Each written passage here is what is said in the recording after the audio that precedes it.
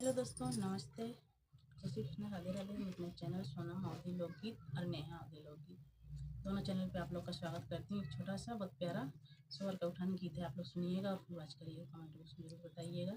हमारे चैनल को लाइक subscribe share करिएगा।